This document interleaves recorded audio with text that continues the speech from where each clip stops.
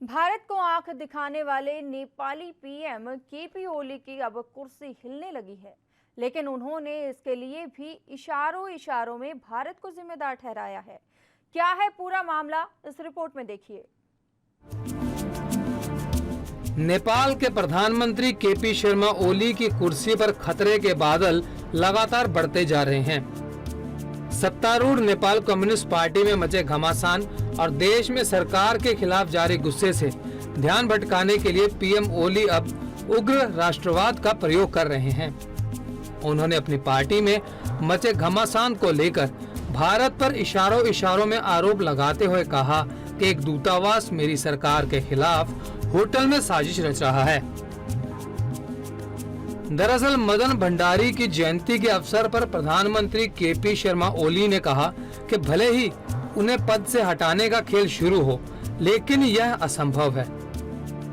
तो वहीं प्रधानमंत्री ओली ने दावा किया कि काठमांडू के एक होटल में उन्हें हटाने के लिए बैठकें की जा रही हैं और इसमें एक दूतावास भी सक्रिय है। आपको बता दें कि ओली का इशारा भारत की तरफ है।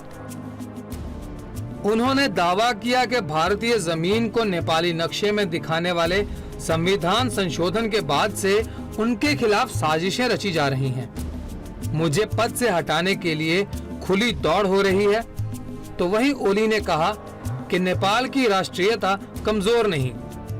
किसी ने सोचा नहीं था कि नक्शे को छापने के लिए किसी प्रधानमंत्री को पद से हटा दिया जाएगा।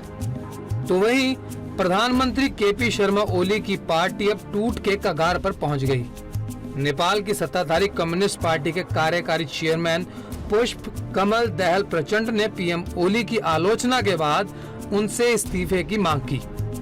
प्रचंड ने ओली को चेतावनी देते हुए कहा कि अगर पीएम ने इस्तीफा नहीं दिया तो वह पार्टी को तोड़ देंगे। दरअसल प्रचंड ने खुलासा किया था कि पीएम ओली खुद की कुर्सी बचाने के लिए किसी भी हद तक जा सकते हैं। उन्होंने आरोप लगाया था कि ओली प्रधानमंत्री की कुर्सी के लिए नेपाल सेना का सहारा ले रहे हैं। उन्होंने कहा कि हमने सुना है कि पीएम ओली सत्ता में बने रहने के लिए पाकिस्तानी, अफगानी या बांग्लादेशी मॉडल को अपनाने की कोशिश कर रहे हैं, लेकिन इस तरह के प्रयास नेपाल में सफल नहीं होंगे। उधर प्रचंड ने ओली को चेतावनी देते हुए कहा कि कोई भी हमें भ्रष्टाचार के नाम पर जेल नहीं भेज सकता है। सेना की मदद से देश पर शासन करना आसान नहीं। तो वहीं प्रचंड ने ओली पर निशाना साधते हुए कहा कि विपक्ष के साथ गठबंधन करके या पार्टी को विभाजित कर सरकार चलाना संभव नहीं है। दरअसल कम्युनिस्ट पार्टी के स्टैंडिंग कमेटी की बैठक में ज्यादातर सदस्यों ने पीएम ओली से इस्तीफे की मांग की। हालांकि ओली ने इस्तीफा देने से साफ इनकार कर दिया। दोनों नेताओं ने एक दूसरे के ऊपर बैठक के दौरान जमकर आरोप और प्रत्यारोप लगाए।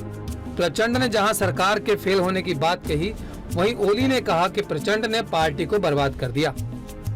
गौरतलब है कि चीन के इशारों पर भारत के खिलाफ जाने वाले केपी ओली अब अपने ही देश में घिर गए हैं। जहां नेपाल की जनता ने ओली सरकार पर भारत से रिश्ते बिगाड़ने का आरोप लगाया, तो वहीं विपक्ष और उन्हीं के पार्टी के नेता अब उनसे इस्तीफे की मांग कर रहे हैं।